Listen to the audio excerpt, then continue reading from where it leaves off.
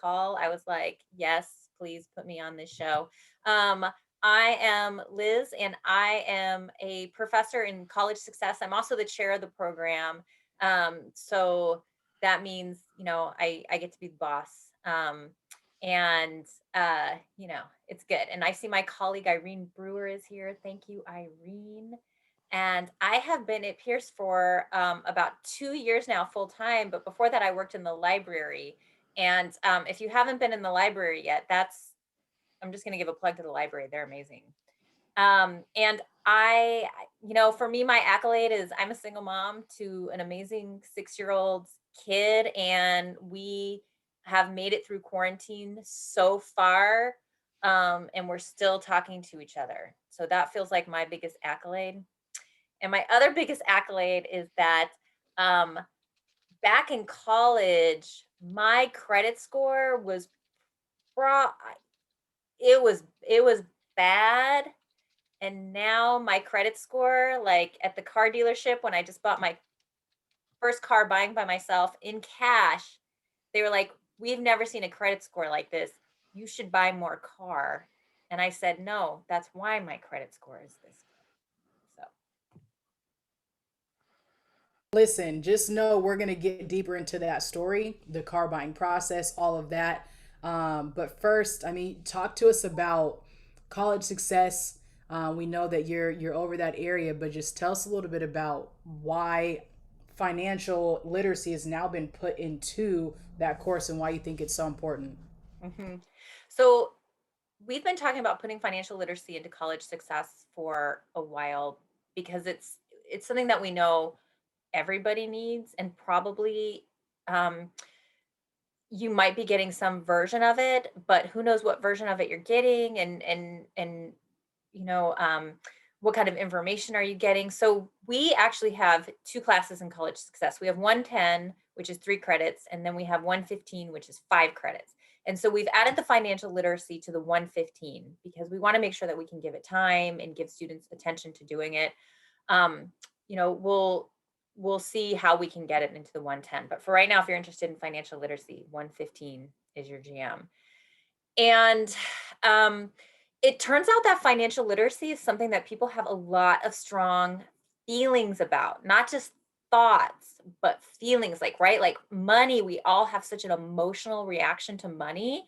And that's usually because of our upbringing and, our experiences with money when we were growing up. And so, like, um, for me, at one point, the house I lived in, um, there was a hole in the ceiling in the bathroom, and when you were on the toilet, you looked down and you could see the kitchen, right? And we had to put a rug over it, unless one of my brothers was feeling ornery. And so I grew up like with a lot of scarcity around money. And so my mom, like, money would come in and she would spend it because she didn't know if, like, when we were going to get it again.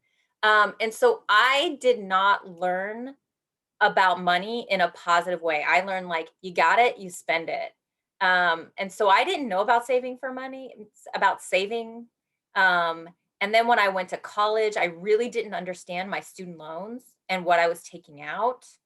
And I didn't understand how to make my student loan money last. And then, when you're at college, I don't think they do this anymore, hopefully. But when I was in college, like, credit card companies would come to, like, the student fairs and offer students credit cards. And you're like, oh, free money. Why wouldn't I take this? Credit cards aren't free. So I made a lot of money mistakes because I just didn't have anyone teaching me how to manage my money.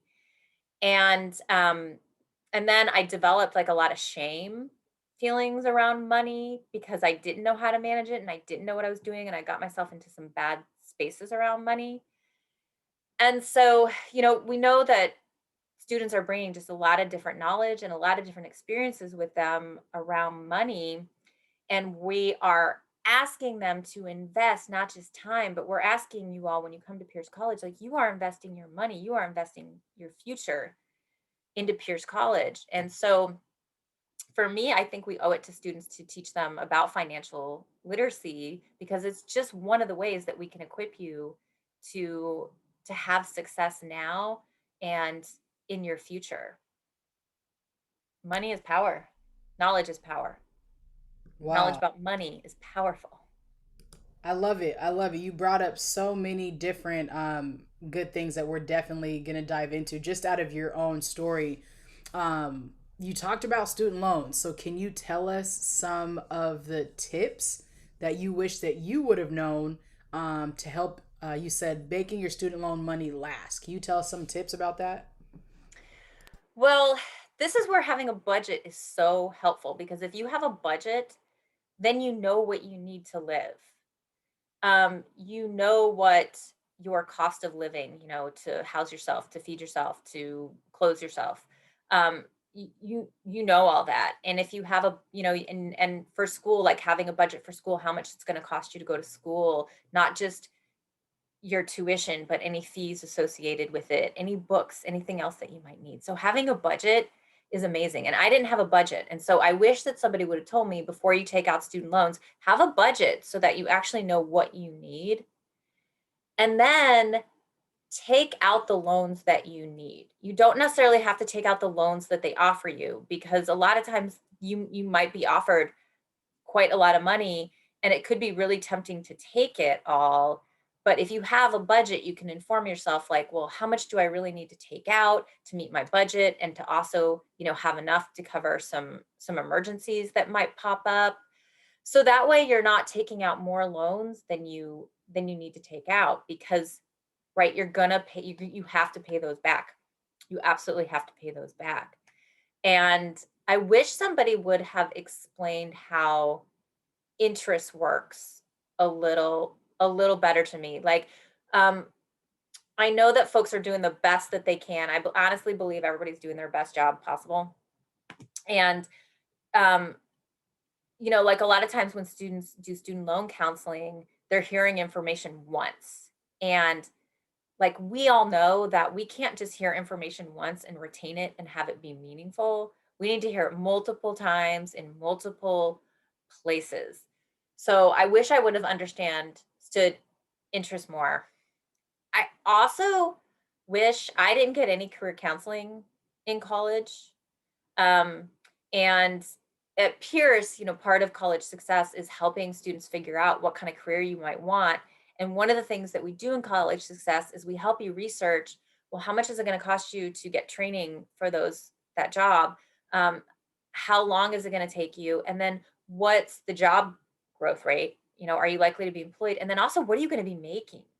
And so nobody had me think to the future like, hey, Liz, what are you going to be doing after college that's going to help you pay back all of these loans? Like, are you actually going to be able to have the lifestyle that you want and to be able to pay back these loans? So it's like a lot. It's not just like, okay, these loans and you're taking them out. You got to think like, well, what's wrapped around those loans? And what's wrapped around those loans are, how much money do you need? What are your plans for after school? Are you going to be able to pay back those loans? And then the last thing is that um I was encouraged to get scholarships, but nobody really showed me how to find scholarships and how to apply for them, which is one of the things I love about Trio. You all help students do that. Thank you.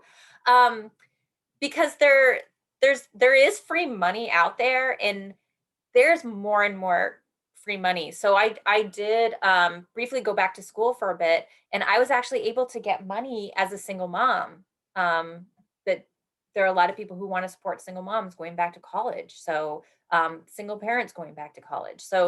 Um,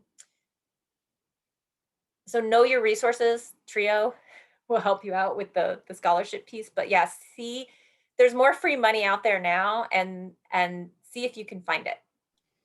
Yeah, it's just a great point, Liz. There's a lot of students who, and I've talked to a lot of students about loans, and I don't think anybody I've ever talked to knew they could take some of the loans, but not all the loans. And so who knew? I mean, either you take no loans or all the loans is what a lot of people have always done. And so, sure, cross out some of the loans that you don't need and only take what you need for that. If you're going to cross one out, I would suggest crossing out the unsubsidized. That Mhm. means you'll see two loans typically on your award letter, and you'll see subsidized loans and unsubsidized loans. And there's some difference there that's very important. The subsidized loans means that you'll get the money that quarter and you won't pay any interest on that until 6 months after you graduate when they start charging interest. The unsubsidized loans start charging you interest from the day that they send you the check. And so it's right away. And so I always tell students to cross out the unsubsidized loans if they can and take the subsidized loans so they don't have to worry about accruing interest all the way up until 6 months after they graduate with their degree. And then of course, what you're going to do with your degree and being able to pay those loans back, as you mentioned, Liz, that's very important. It's key. It's something that a lot of folks do not actually think about until it's almost too late or it's time to pay. So good Yeah. advice. Yep. And they want you to start, you get a grace period after you graduate, but then they're going to start kicking it in. And, you know, they, they're very good at getting their money. They're going to come after it. Which is one of the ways, Terry, I'm glad you brought that up with the subsidized and unsubsidized. So one way to remember, because it's easy to forget which is which, unsubsidized, subsidized loan. The way that I like to look at it, obviously as a hoop head, is sub, right? I remember the sub. So if I need a break because I'm working really hard, I need somebody to sub in and help me pay for this interest, because that interest ends up, like, that can be thousands and thousands of extra dollars, right, Liz? Like you just talked about, that can exceed the actual amount that you took out, which is the principal. And the same process, applies to, I think, hopefully you'll talk about when it comes to you paying for your car in cash, is if we were to teach these students or people in general about principal, interest, and how that applies and how your interest is, that's really where the money comes in. They can really care less about the principal. They really care that much more about the interest piece. So if you're going to get student loans, yes, make sure you're getting in more subs than unsubsidized, because the more sub you have, that means somebody's going to check in for you and pay that interest. Unsub means you got to play the whole game and pay for it all by yourself, regardless of how in shape that you are. And Liz, I know you get that because your dad was a coach, so you get that hoop mindset. And I cannot stress the importance of having a budget in place before you take out those loans enough. So I'm just going to hit that point home again, because I did it. I hear stories. I see students where it's like this windfall in a way. So for a lot of us, when we get our student loan money, when for a lot of us, it's the most money we've ever seen in our lives, and our brains are not fully developed in a way to like appreciate how much money we have and that we have to pay it back. And so we just start feeling like it's raining money. And it's not like, it's so tempting to be like, I'm going to get my nails done and I'm going to, get those cute shoes that I wanted. No, no, right? And it's hard because like you might have family or friends who might be like, "Oh, hey, you just got all this money and we really could use some help." And that's difficult. So just student loans are those. They're for you as a student, and it's an investment in your future. And the great thing is, by investing in your future, you're also investing in like the future of everybody around you, right? And so like for me, investing in my future means that like I can support my son, and I don't have to say no to him a lot, in part because he also doesn't know to ask for a trip to Disneyland yet. And it also means that like if I've got family or friends who are having a little bit of trouble, like I can help them out a little bit right now. And so, because of that, I'm at a place now where I can help people out more. So it's a long game, and it's hard to think of it as a long game. You had mentioned getting rid of shame. And I think that that's something really important to talk about when we're talking about money and finances, especially when we're talking to students, right? Because and students in their undergrad, because that's a different phase of life, regardless of how old you are. Going to school, going back to school, coming back from that break, regardless, and having to learn about financial aid still, or having to work full time and go to school and trying to get a job to help you better your life and those around you. That in and of itself can bring on so much shame. So can you talk about just the shame, that where the shame came from, if you're open to, and then how you were able to get rid of that shame to be able to speak as confidently as you are today? Thanks. Well, I would say I haven't gotten rid of the shame. I manage it, right? Like I don't know if we ever get rid of anything. I think we learn how to manage it um, and work through it and not let it cycle us, right? Like I now what happens is I can recognize this shame cycle starting and I can be like, oh, let me try to pull myself out of it quicker. Um, so for me, I'll be honest, like a lot of the shame came um because so bless my mom, um, she she found a way for my younger brother and I to actually like go to a private school out in the suburbs. So we were like living in the city in this wreck of a house, but like honestly, pretty happy.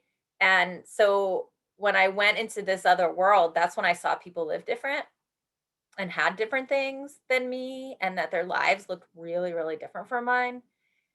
And so that definitely at a young age started shame of like, oh, we're poor. My mom doesn't know how to manage money. We don't, like our house at the end of the month, food was different than at the kids I knew, right? So I developed that shame and saw that their parents were just doing different things with money. And but I didn't know how to make the leap to learn. And so I followed in my mom's footsteps and made those money mistakes, like the easy come, easy go. And um, after I graduated, and I knew during college I wasn't making good choices, and so I would lie about money. Like I'd act like I had more money than I did, and like that if you're lying, that's right, you're feeling shame. And so I felt a lot of shame that um, I didn't know how to manage my money, and I thought it was like something about me, that it was personal about me, like, oh, I there's something wrong with me that I don't know how to manage money because growing up I saw all these other people who did. And what I didn't realize is that the reason they all knew how to my friends' parents knew how to manage money is because people taught them and because they had access to resources and information to learn how to manage money that I didn't. And so I thought it was like this innate thing. And then after I got out of college and honestly was like still making bad money decisions, I just kept thinking like, oh, this is something that's wrong with me as a person, that I don't know how to do this. I didn't honestly realize until my late 30s that this is something people learn and are taught. And that's when I took it upon myself to teach myself. And so once I started teaching myself and was actually able to like quickly make better money decisions and was able to actually quickly pay off debt and start saving in a major way, that made me feel that made me realize like, oh, this wasn't about me as a human being. This was about access to knowledge and resources that I didn't have. And now I have it so I can make different choices. And that's why I love what we're doing in college success is like we're giving people information.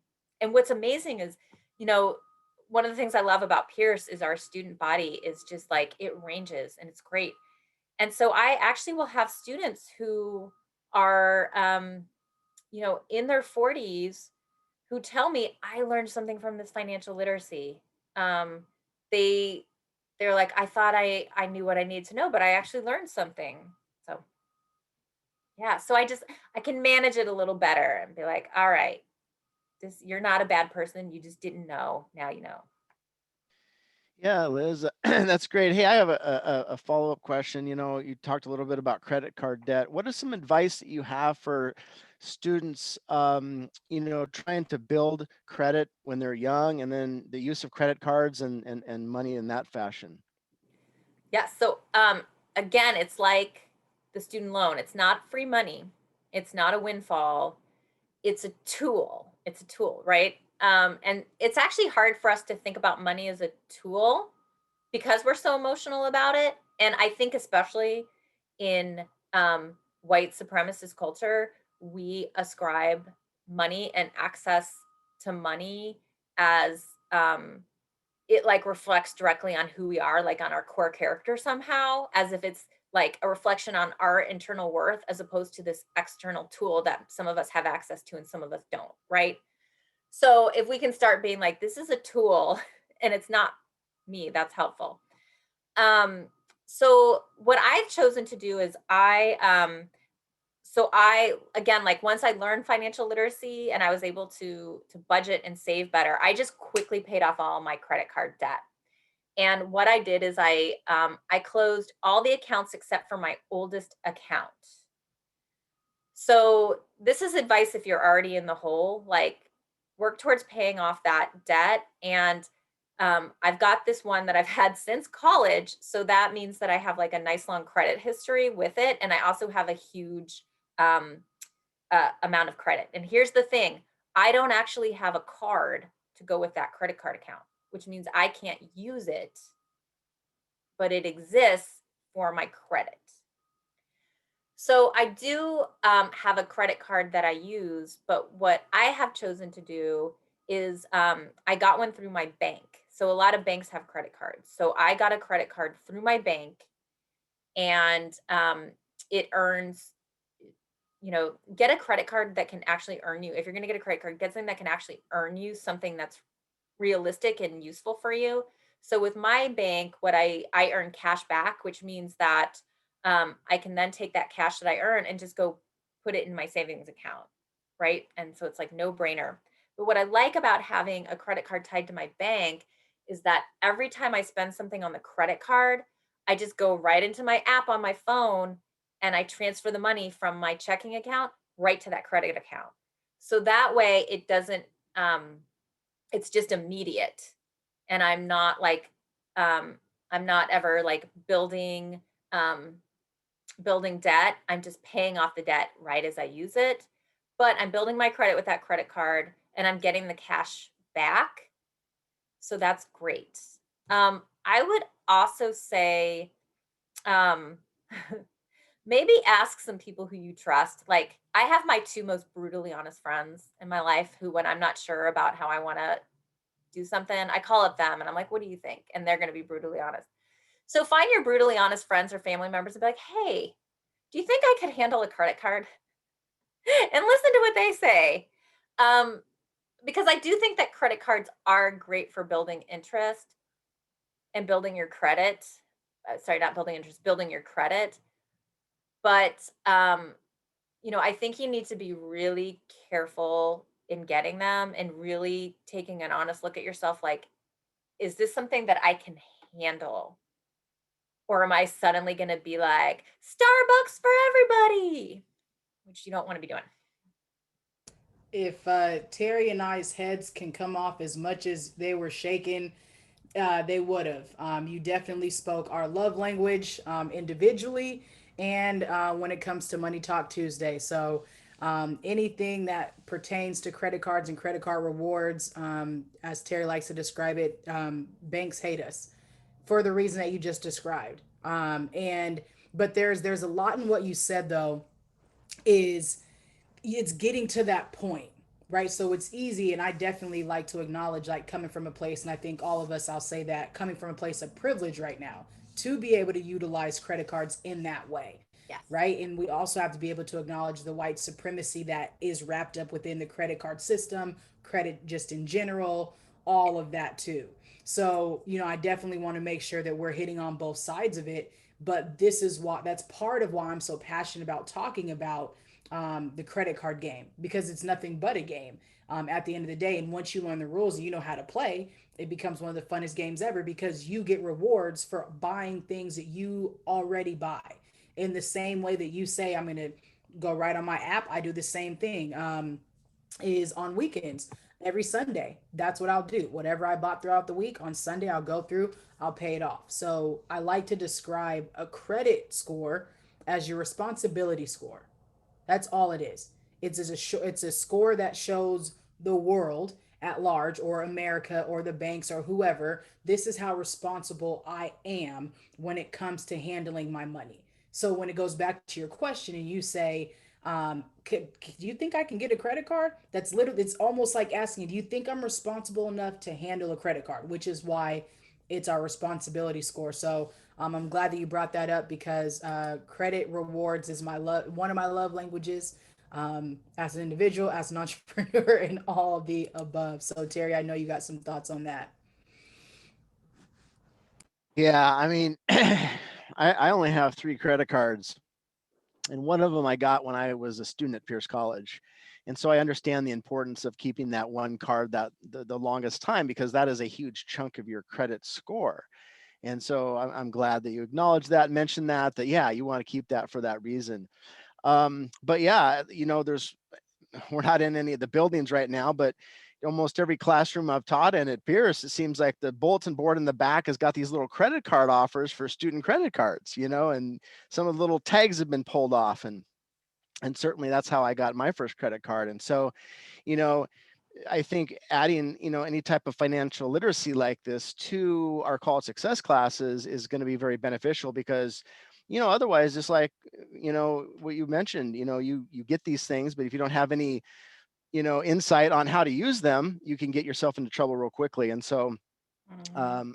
I think that yes, people should get credit cards and use them. I'm not an anti-credit card person, but I'm a very, just like Reese, I'm a very, um, I guess, responsible credit card person. In other words, you really, like Obi put in the chat, he's basically saying things like, um, my cat just knocked some stuff over here. Hold on. Uh, my, um, credit cards are a tool. We use them for convenience, but it doesn't mean we have additional money all of a sudden. And I think that's the biggest thing a lot of people think when they see that word credit limit. They think that's money they can spend. And I think that's the biggest kind of misnomer with the credit card industry is, hey, we increased your credit limit. You can spend another 2,000 this month. And everyone's like, yoo, yes, and that's, obviously not how it works. And so definitely know what you have, tie it to your bank. I agree with that. I do the same thing. Pays off, like Obi said in the chat. Every month it pays itself off, so there's no late fees. I keep track of it, just like everybody else here does. And so, yeah, those are definitely good ways to do it. But I love the rewards, because you can get rewards and then turn those rewards into more rewards. Like my Discover card, I have rewards where I can go get gift cards for like $40 for a $50 gift card. So not only did I get the gift card for $40 and it's a $50 gift card, that $40 was just because I was using everything through my Discover card. Like I run everything through my Discover card. The only thing I don't run through my Discover card is my house payment. And if they let me, I would. I So pay my rent with mine. It's great. But you also have to be really careful about what those rewards are, because, for example, like, a lot of stores, they offer these rewards that sound bright and shiny, but they're really not actually great rewards. And so be careful when you're out shopping, because they are training employees to push those store credit cards to you. And the reality is that most of them, the rewards aren't worth the debt. And like, first of all, it's really not worth having a card where you can like only shop at Abercrombie and Fitch, right? Like, you shouldn't be shopping at Abercrombie and Fitch that much that you need a credit card.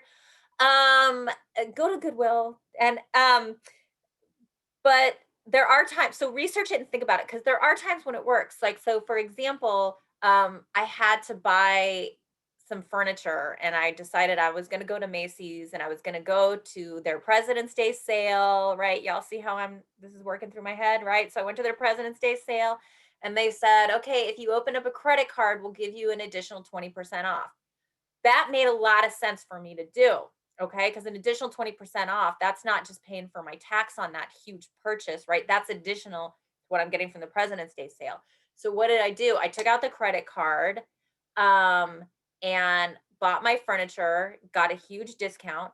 They sent me an actual credit card in the mail. What did I do? I shredded it, because now I am not worried about using it. And then I just immediately, I paid off that furniture as quickly as I could, and then I closed that account. Okay. And so now I don't, I that was a way where rewards worked out for me, and work to make sure that I didn't get myself into a hole. So yeah, so really research those rewards. And like, if they're offering you like a free tote bag to get a credit card, no, that is not a reward. That cost them like 30 cents to get made, okay? And that right there is really, it looks like we have a question in the chat that I was Sure. actually just getting ready to address a little bit. So thank you, Jessica, for throwing that in there. When we think about, I mean, again, like I said, it's a game, and it's a game like everything else is. And the more you learn the rules, you know what your mission is, right? Because some people have so much cash and money and capital, they don't really need credit. So obviously, we're not talking to those people, right? We're talking, but then that's where what sucks also is where sometimes people who need credit can't get credit because of or they can't even Yes. access other things that they need because of where their credit is at. And so this is where, again, I like to bring up white supremacy and the structure, systematic racism, and how it was designed. And this is why we do this, so that way our students can have the information they need to be able to create and get other building blocks to build up the life that they want alongside getting an education. So there are a couple factors that come in when it comes to building up your credit.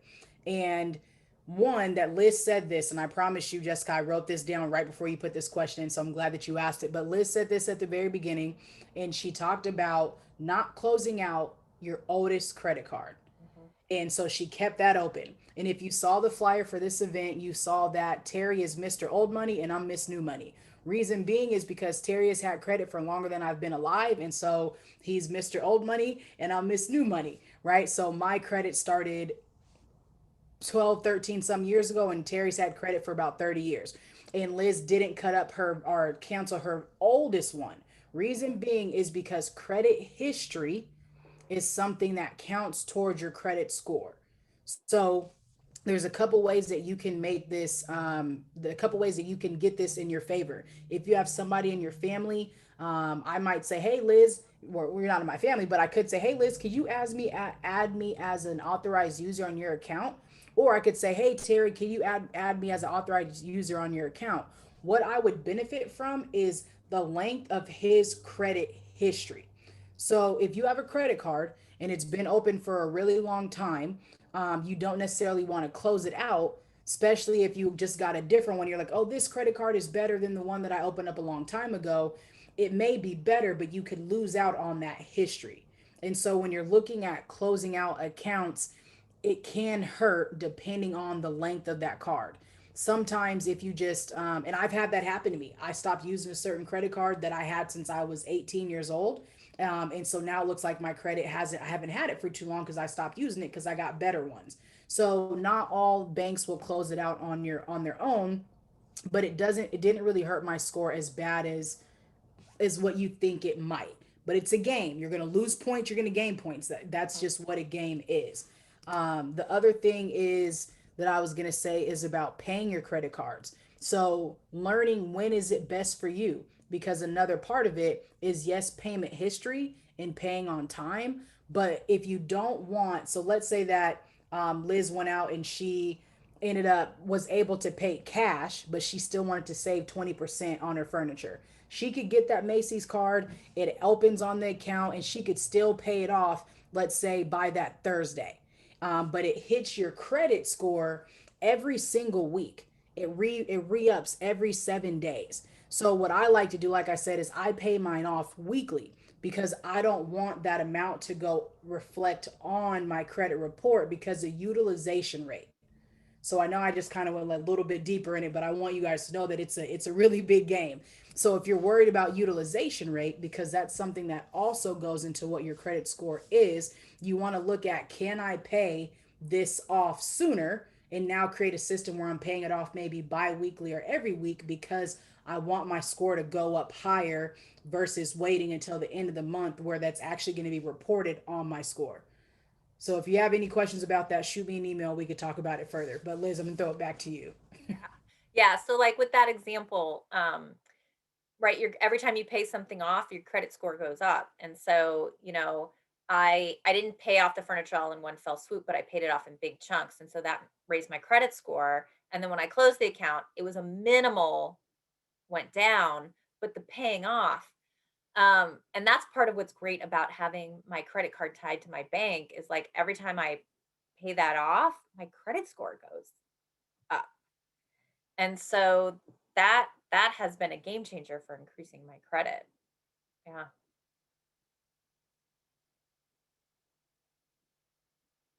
So tell us about, you had just said that you saved a bunch of money. Tell us about your saving money tips. What do you got?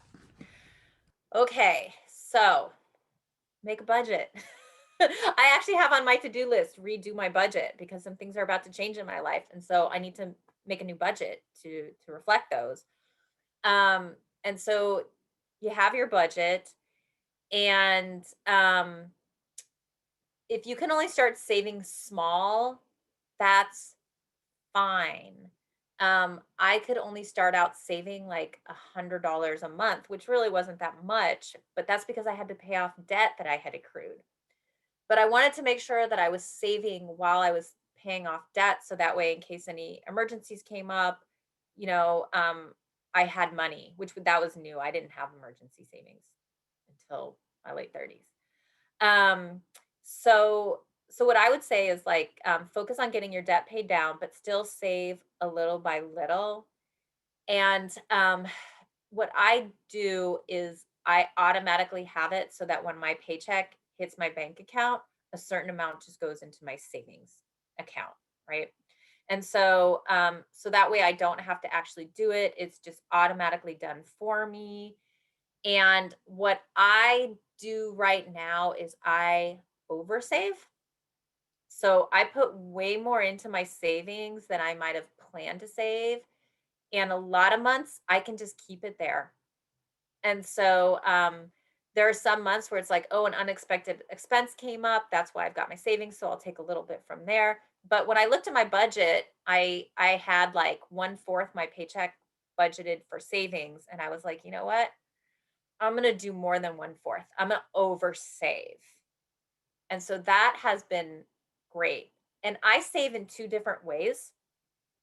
And one of the ways I save is through my bank, just so that I could have that cash right there. So, you know, God forbid anything happens, I've got that cash because right now savings accounts are not earning you hardly a lick of interest. Okay. But I'm saving and I've got cash available to me. The other way that I started learning how to save a couple years ago was through CDs, so certificates of deposit. And we actually learn about this in College Success. You actually learn all about the different ways to invest and save money.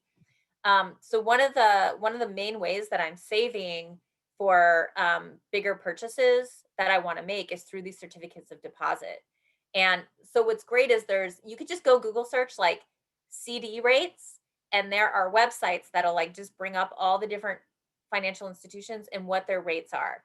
So pre-COVID, when I was doing this, I found some that were at like 3%, which is actually pretty high. That doesn't sound like a lot, but trust me, y'all, it starts adding up.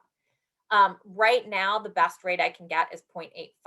You know, my hope is that'll change. But a certificate of deposit is like you put your money into you give it to an institution, right? And they hold on to it for a certain amount of time, and you get to choose how long they hold it on for, like 9 months, 18 months, 2 years, 3 years, whatever.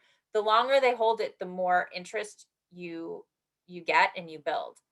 Um, so I right now I've got most of mine in for like 2 or 3 years. So that way I can get as much interest as possible. And it's also a way for me to make sure I'm not touching that money because if I pull them, I have to pay a penalty and I don't get all the interest. So for me, I know I'm actually really not great with money. Like I'm learning and I'm better. And again, I was able to buy a car with cash, which like I never thought I'd be able to do that. But I also know myself and it's like I'm impulsive and I'll be like, I need sequin pants, right? Suddenly I'll be like, I need sequin pants. And I've gotten good at being like, do you really need sequin pants? What do you need sequin pants for? What are they going to add to your life? What hole in your heart are you trying to fill right now with sequin pants, Liz? like, so I've gotten good at like asking myself these questions when I start wanting to save to spend impulsively. Um, but by putting my money like in a way out of sight, out of mind in these short-term CDs, that's been really powerful. And the thing is, again, right, like I'm in this place where I can do that, but I want to challenge you that you could also potentially be in a place to like save too, even if it's not huge chunks. I want to challenge you that you can take smaller amounts of money and put them in savings. And you actually can. A lot of institutions, the um, the minimum for buying something like a CD is actually pretty low. Like you could put in $100 or something, which let me tell you, I've had months where $100 was like make or break for me. So I get that it's definitely can be make or break. But start challenging yourself to learn more about different avenues for saving money other than a savings account. And so for me right now, where I'm at, what I like about CDs is they're very, very low risk because I'm in a place right now, like I'm head of household. And so I can't take a lot of risks with my money right now. And so that's been a good way for me to work towards achieving my goals, honors who I am as an impulsive person who's still learning how to be good at money. So those are my That's savings. that's great because I mean, obviously we know, like you mentioned this too, where some students have to, maybe spread out their financial aid, not even just their financial aid in their student loans, but the money that they get back from financial aid that they don't have to pay back, right? Like some people have to spread that out throughout their family, Yes. help and support, like that goes to rent and all that stuff. So I think that there's a continuum, or a wide range of people who um, this could apply to, right? So you have that in, but then there's also some people who may also have a job, right? Who may be at a different part of life to where they can say, you know what, I got this financial aid money. Maybe I might get strategic. I know Terry has a great story about being able to have, his son take out some money from financial aid, from that process. But again, this is obviously getting into the game of the game. But I Yes. also want to make sure I honor our students who are like, I ain't there yet. But when you do get to that level and understanding and knowing and being able to look at different savings accounts, as Obi threw in the chat, CDs, IRAs, and those are things that you can do now. You don't have to have a salary paying job, a big time job. If you just say, I want to save, I want to start investing small somewhere. Right now, because of, COVID, rates are what they are. But high interest yield savings accounts is another thing that I would say. And some of them that are just online that don't actually have a brick and mortar bank, sometimes will be the interest rates will be sometimes just as high as a CD, and then you can pull that money out without getting penalized. But Yes. then a CD allows you to be able to diversify as well. So how cool would it be to say I got some of my financial aid money back and I took some of that and I opened up a CD, and then now I'm not going to touch it until I leave Pierce, right? So starting to think about different ways that you can diversify and start building up, some wealth that by the time you leave Pierce, it might be doubled after, Yeah. 24 to 36 months. So give yourself that chance. Go ahead, Terry. Yeah, I just throwing that out there. The CD rates are so ridiculously low. Back in the 70s, you'd had CD rates 15, 16, 17%. And of course, yeah, there's definitely where you'd want to put your money at that point. But over time, now we're getting, like Liz said, you can't even get 1%. And most of the local banks are 0.3, I mean, or 0.03. It's just terrible. And so one of the things I got introduced to early on was investing in the stock market. And that's Mhm. been, obviously a huge, huge game changer, as far as the growth of that. And so that's one thing I help with. If anybody ever wants any tips or how to get started with starting your brokerage account and getting going and buying stocks, that's one thing I do and help folks do. A lot of companies, your stocks are already going to be in a 401k type of deal where they're already going to be in the market. And so I show you how to kind of self-direct that and or do it yourself. And so I've been you know my own money manager for the last 25 years. I haven't hired anybody to do it. I do a lot of reading and learning about it, and would love to teach other people. So I'm out there for anybody who would like any help with that. So, for anybody interested, I just threw our EDI Cares app for those who are unfamiliar. At the beginning, Liz mentioned Trio. Yes, we help with scholarships, we help with transfer assistance. But what Terry just also mentioned as well is some of our one-on-one coaching and mentoring, and it isn't just education specific. It's you specific. You can come to us what you feel like you need assistance with, and that's why we're here. Or part of why we're here in the EDI Cares department. So I would definitely take up Terry, and then I'll also offer the same thing myself. If you ever want to come in and have a conversation about any of the things that I've talked about today, or if you want to sit with Terry and myself, I mean, heck, Liz, you're throwing some great ideas. Obi is also one of our new retention managers in the department, and we're literally here to help you holistically. So please fill out this app if you are not already a part of the EDI Cares Village. We're here to help you and assist you holistically because we know money matters. And that's exactly why we're doing this show. And so we'll definitely make sure we're making it specific to you and your life and where you're at, and make it a welcoming space and feeling. So, Liz, one of the last couple questions I have for you is what drove you to choose to work in education?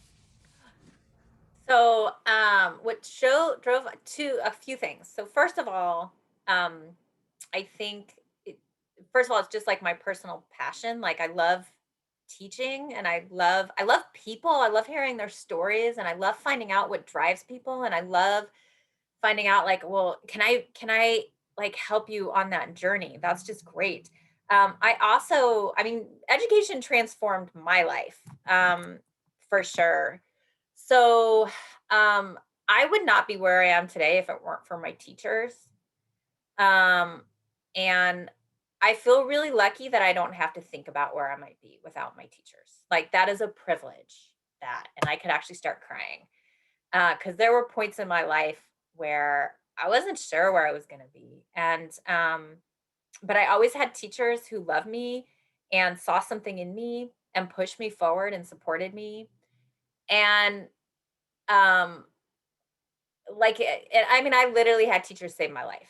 And so I know the power that educators can have. And um, I want as many students as possible to have access to people who love them. And because for me, like, I want to love my students. Like, that's how I want to relate to y'all. I want to love you, warts and all. And so I feel like, we all, as many as people as possible, should have access to teachers who love them and are passionate about being part of their journey. And so for me, that's how I ended up in education. Now, if you take my class, you will see the list of jobs I've had, which is like 30 some odd different jobs. Um, and what I've realized is that I've always done some kind of teaching in my jobs. And so for me, it makes sense that I landed here. But I love students. Y'all are I wake up and I'm happy thinking I get to interact with you. So beautiful. Which is why I think, a lot of us could probably say like it's somebody changed our life. So to hear you say that is definitely amazing, and I'm glad, Terry and I, who also teach college success, it's glad to work alongside you in that realm, and we can definitely see that come out through you and through who you are. Thank you. So let's talk about the car buying process. You said at the top, you bought a car and you bought it with cash. Tell us about the process and why you also bought it with cash. All right. So I right now I'm also trying to save to buy some kind of housing situation for me and my son at some point. So right now we live like real cheap. Like I love where we live, but it's no frills. It's safe, it's warm, and it's cheap. Okay. So because I'm making that choice, it's enabled me to save quite a bit of money every month. Um, and um, so that's my big overall goal, is that I want to to own something and give my son that kind of stability. Because that's not something I grew up with, and I think that's important.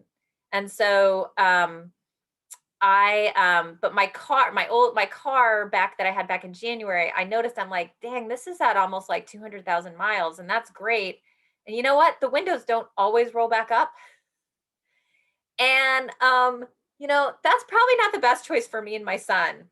Um, I really don't want to be like at one point, like we were on the highway and it was raining and the window didn't roll up. And I'm like, okay, I got to think about another car. Um, but I'd never done that on my own. I'd always like done it with somebody else. Um, and there's a lot about like white supremacist patriarchy in there, and like how people are treated when they go to buy cars, and who is talked to in the car buying process. So I decided, okay, I need a new car, and I figured out what I wanted, and I figured out, okay, here are my must haves. And then I also just looked at what I had saved, and I'm like, here's my budget, and I'm sticking with that budget. And we'll see how long it takes me to find a car within that budget, but like I have to stick with that budget. And so I just started like there's a lot of really great websites now that will help you with if you're trying to make a major purchase. And so I just would use car buying websites to plug in what I was looking for. And that was also really helpful because then I was only seeing cars within my budget, right? So I wasn't being like, they weren't trying to show me these shiny things that I couldn't afford. And the first time I went out to look at a car, I did take a male friend of mine who's 6'7". And I'm like, I've never done this by myself. I want you there and I want to watch what happens. And so I watched what happened. And of course, what happened is like, he's this tall white man. And they talked to him the whole time, even though he kept being like, well, she wants this. She's got the money. Her, right? Like they still talked to him. But I could observe like the process, which is that they draw it out as long as possible, try to keep you there, try to sell you more than you need. And so I was like, okay, now I've got information. So what I ended up doing is found some cars I liked, called the dealerships, and asked to speak to a female salesperson because I was like, that'll make me just feel more comfortable. And so I think like if you're going to buy through a dealership, go in there, see who you see who looks like somebody that you might feel comfortable with, and just go up and talk to them. Okay. So don't give them necessarily a chance to talk to you. Go find who looks comfortable to you and be like, I'm going to talk to that person. And so I went out and I explained to the woman, like, hey, I'm a single mom. I need a new car and here's my budget. And what was great is she was like, got it. I'm going to help you do this. So we found a car, and there were a few times where she was like, well, do you want to look at this other one? And I was like, how much is that other one? And it was more. And I was like, no, I really need to stick with my budget. Um, and so I picked the car that I wanted that was within my budget, went in there, and that's when the finance people take over. If you're buying through a dealership, right? Um, and so the finance guys came out like one at a time, being like, you could get more car. You've got great credit. And I'm like, I stick to a budget. That's why I have great credit. Then they'd make me wait around for a half hour. And then another finance guy would come out, right? So it's like they're trying to wear you down. So thank goodness I had a book with me. And so I could read my book and entertain myself while they're um, messing with me, right? And like sending person after person out. And so finally, by the third person, I said, I'm about to get up and leave. And so that third person said, okay, we'll just help. Okay, we'll sell you this car. Like, oh, thank you. You'll sell me this car. Of course you're going to sell me this car. But it was great to just have it paid cash. And I drove it off the lot and I'm like, this is mine. I paid cash for it. I did this process on my own, and it felt great, right? And like, I don't know anybody, anything. And I was blasted like Destiny's Child, independent woman. And like, it just felt really great and powerful. And what's nice for me is it's like I did this for me and my son, right? Like this is for if you're a parent, like that like your money choices or if you have like family members that you take care of or friends that you take care of, like if you have other people who are dependent on you in some way, whoever they are, like you know that when you are making money decisions, you are not just making them for you, you're making them for everybody. And so that's powerful. And so to be able to do that for us was pretty amazing. But yeah, buying a car, I don't want to use a curse word, but it's it's a process designed to make you um, kind of ornery and cranky and spend way more than you want to. Yeah. That's a great story, Liz. I love that. I have only paid cash for cars. I've never had a car payment for the same reason we've all talked about today. You know, it just why overspend? You can go get a decent car at lots of different price ranges, and so that's wonderful. But yeah, I agree. Coming in and they're trying to sell you this and that. Oh my goodness, it is crazy. I'll have to tell you someday about a story where I went to another car lot, hired somebody to come help me at the other car lot because he knew everything about it, and he posed as my cousin. So I got some really crazy car buying stories myself. So anyway. Long story short, so thank you very much for that story there. And it is, we got, let's see, Obi had something in the chat there. Yeah, you need to have him on the show because he has Yeah, just been full of gems I this whole time. I know he's gonna definitely be in the next one. So yes, thank you very much, Liz. Thank you. This was like honestly like one of the best times ever. So thank you. Yes, thank you for dropping so many gems. You've come on and have lit us up in multiple areas, not just one, Thanks. which I think is which is probably the best thing. Thank you for sharing your story. Thank you for Oh, sharing your anytime. son with us. That in your story, your journey, and I hope that this is going to be recorded, so I'll get it to you if you want your students to watch it, so they can know, you know, your heart and how authentic. We're going to have Thanks. this on our YouTube. Thank you for those who were here today and asking questions. Again, thank you, Obi, for blowing up the chat and telling us some dope stuff as Yes. well, because it definitely added to the conversation. Liz, thank you. Terry, Thank you all. thank you. We appreciate you, and that's Money Talks Tuesday, first one of the spring quarter, and we're out. Out. Bye, everybody.